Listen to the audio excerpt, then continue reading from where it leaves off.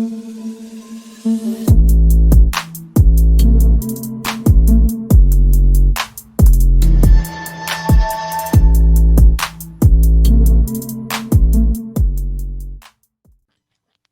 everyone, and welcome to the RV Show. My name is Vinay. And my name is Rohan.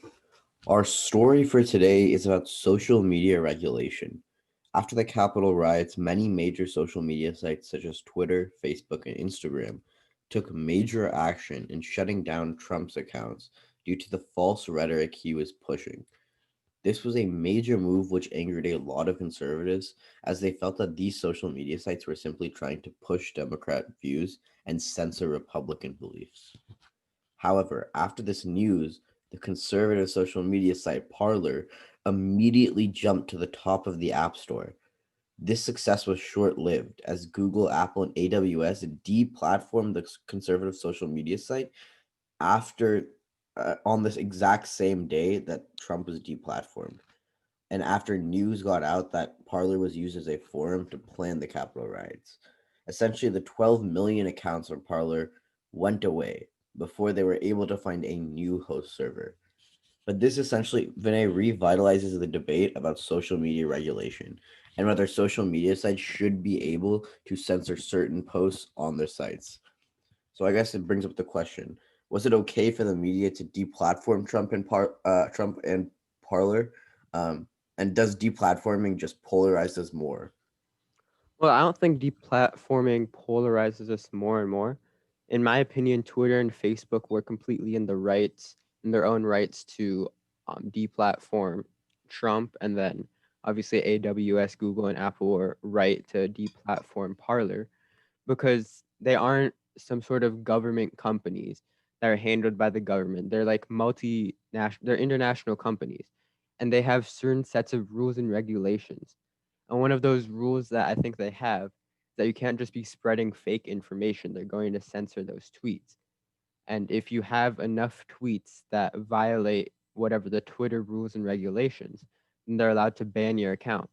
And I think this has probably been done to many accounts, obviously not as big as Trump's account. But I think that companies are well in their rights to be able to limit an account if they don't think it represents what their company is striving to happen on the platform. Yeah, definitely. I think one of the biggest problems that we see is that this has become kind of a debate about different party beliefs when I think it should be a debate about public safety. If you're inciting violence on a social media site, then you definitely should not be allowed to have your post up. And if you're consistently lying, you definitely should not be allowed to have your post up. Um, but I think the biggest argument in response is that, like, oh, but when Black Lives Matter protests were planned and stuff like that, Facebook never took down those posts. But now when it's like conservative, they're taking it down. I think like the biggest problem there is that people on like Parler were legitimately planning to raid the Capitol, Hmm. whereas people back during the Black Lives Matter protests were pushing a stricter message and were planning more protests. And so I just think that inciting violence is always bad, but if you're coordinating a planned protest, it's fine. Yeah, I Um, think you can. I think it's right for someone to be able to coordinate a protest as long as you're not trying to push forward a dividing message. Like Black Lives Matter is a pretty uniting message. The messages that were going around about organizing the riots were because they believed that one side was completely in the wrong. They basically thought 50% of America cheated us. So I think that's the difference between Black Lives Matters and the Capitol right. riots. And then as for your question about the deplatforming and if that makes us even more polarized, I would say that we're already so polarized that now trying to bring the facts to the table, they may not be good for the people that already have their certain sets of beliefs. But I do believe that over time, if people are only seeing the facts, then ultimately that won't polarize us more. That will just make everybody more well informed. I would have to disagree with you there, Vinay. I think it definitely polarizes us more because I think at this point, it's not about showing the right facts. it's been made to seem like the left is trying to push out the right. And while it isn't that, we now see conservative social media sites saying, hey, we don't know how long we're going to be here. So you better subscribe. You better follow us, stuff like that, which is one of the reasons why Parler got so many hits right after Trump was banned, because now conservatives are scared and they're all retreating to alternative apps. And we really see that these party lines are becoming even more divided. Well, I I agree that we're already such a polarized nation, but I don't think banning a couple accounts that were spreading fake news. Now, I agree that you can see how polarized our country is.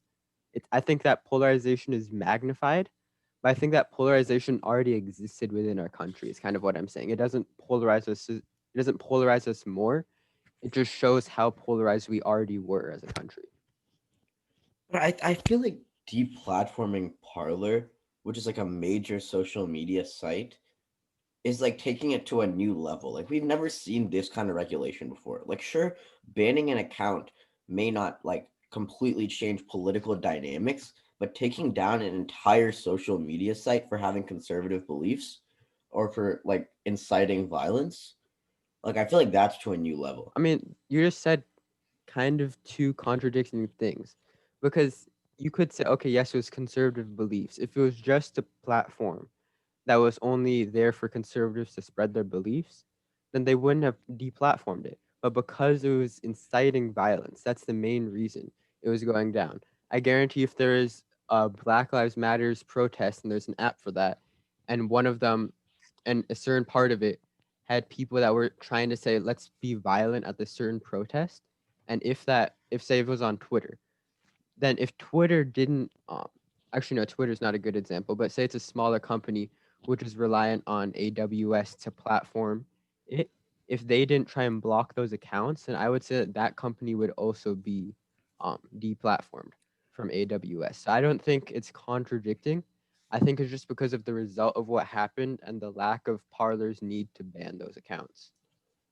Okay, that's like what you just said is an interesting segue into the next question I have, which is, do you feel that like sites like Facebook and Twitter are becoming more and more, or even AWS, right, are becoming more and more liberal and wanting to promote liberal or like democratic views? Well, that's an interesting question because they have their certain sets of rules and regulations, but at the same time, you could kind of see them not always using it in the same way. Like I, like I haven't been on Twitter, so I don't know much about Democratic people and how they handle Twitter. But I guarantee that there's probably been some Democrats that have put some sort of fake news on Twitter on some social media accounts, and I'm not sure if we've seen the level of just like banning the account or taking down the account. So in one way, we can see that there's almost like different rules for different people, but at the same time, I would also say that Twitter was well within its rights to ban Trump. Yeah, I would agree with you there. I think we have to draw the line between like banning someone for violence and banning someone for being conservative. Mhm. And I think the line is actually pretty clear. And I think conservatives are trying to make it seem like it's the same thing, but it isn't. I think that if you can be on Twitter and you can have conservative beliefs, and a lot of people have that. But if you're specifically inciting riots, even like if your entire website is specifically inciting violence, then you should be taken down. And I agree with that. So I guess now that we've talked about like this big debate, right? Mhm. What do you feel is like a good way to handle social media regulation? Well, I think the problem is that social media isn't controlled by the government. It isn't a government company. Um, because these are multinational, international corporations. They're able to make their own sets of rules. So, in my opinion, the only way that we could really handle it is if there was a government monitored social media site. At the same time, that would take down the whole point of having a platform within people from all around the world can communicate with each other. So I'm not sure if there is a good way, but if we find a more neutral site, which I think um, Twitter and Facebook are, it's just that because we've only seen conservative accounts misbehaving on those sites, like high profile conservative accounts misbehaving on the sites. That's the only reason that we've seen that people think it's a more liberal company. But I think if those rules and regulations are more applicable across both parties, then I don't think there's necessarily a way to handle it. It's just it will already handle itself. Yeah, I agree with that. I think to some extent we have to set like more universal standards across social media sites for social media regulation, so that one site isn't like being really aggressive in the way it carries out its policies, whereas another site is pretty lenient, because that will create some sort of like divide in like where people go to get their information. So I think generally we just need to set universal policies across the social media industry about what will fly. Yeah, I agree with that completely. Like there shouldn't be different rules for Twitter and Facebook compared to Parler. I think all three of them should have similar rules and regulations. And I guess that's something that will be kind of tough because they are independent corporations, multinational corporations as well. So it's not like they're only um, being within the United States. But I agree with that point. In a perfect world, that would definitely be the goal. Yeah, definitely. I agree. So I guess now we can transition into the W segment. So our first story for today is that a missing cat was found 3 years after the California mudslide. So there's a fatal mudslide 3 years ago that occurred in California, and the owner's cat actually went missing. And the owner just thought that, okay, the cat must have died. It's really sad. But 3 years later, um, the cat was found by an animal shelter, and because of the microchip that was implanted within the cat, they figured out that the cat actually belonged to the owner. So then the owner was finally able to meet his cat after 3 long years. So what do you make of this story, Rohan? That's an interesting story. That's crazy. How would the cat survive after 3 years in a mudslide? Well, Dang. they were only living a quarter mile away from the house.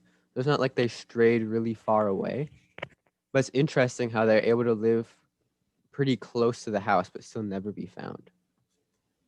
Exactly. Huh. I would probably give that a worrisome, Hmm. because I feel like if you lose your cat in a mudslide, you'd immediately think the cat is dead. Hmm. And that would probably not be something that I would want to go through, obviously. So, Yeah, that's a nice adjective. Our second story is one of the more interesting stories I've seen. So, a man allegedly hid from coronavirus and authorities, and he was within a Chicago airport for 3 months.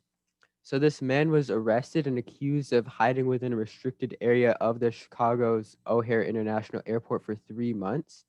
And the man told the police that COVID had rendered him too scared to want to travel home to California. So he just hid in the airport in Chicago. So this is obviously quite a weird story. What would you make of this one, Rohan? um, I guess if I were to pick a word, I'd give it wary, because I feel like I couldn't live in an airport for that long. Mm. Like eating airport food all the time. There's like no good places to sleep. It's like, if you like, who actually wants to like sleep in an airport? It's like the only reason you do that is like you miss your flight. So it's Yeah, no, it's crazy that he interesting was how, able to last that long. and obviously, I'm not sure about his financial situation if maybe he would have gone to a hotel, but just living within one airport for so long, just surviving on just food provided by strangers within the airport. For me, that's one of the more weird stories I've seen so far. Yeah, exactly. This one is one of the more interesting stories I've seen. So, an Oregon thief stole a car, and the the owner, which was a mom, just left her 4-year-old within the back seat. So this thief, he drove away with the car, but then he realized that there was a toddler in the back seat of the car. So what he did is he came back, he returned the baby to the mother, and he threatened to call the police, saying you shouldn't be leaving a child in your back seat, and then ran off with the stolen car all again. So what would you rate this story, Rohan? So he stole the car with the kid. Then he came back with the kid, and then he stole the car again. Well, he acted as if the car was his own. He just quickly returned the child and then went away with the car again. Oh, interesting. Well, I think I'm gonna give that a wonderful, Vinay, because he's doing such a good deed, and he had a change of heart, Vinay.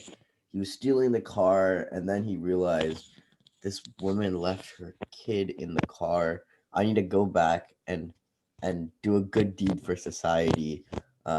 And so I think it's definitely wonderful, Vinay. I'm not sure if it was such a great deed because in the end he still ended up stealing the car.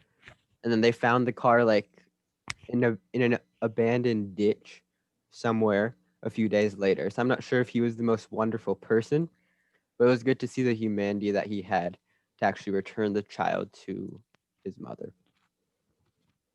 Right, exactly. So the final story is that a man spent $400 to find out why his dog was limping. So this man had a broken ankle, and from that very day, his dog was also starting to limp. So then, after some time, because he couldn't figure out what was wrong with his dog, he spent about $400 to have a veterinarian examine his dog's limp. But turned out that the dog was actually just imitating the owner.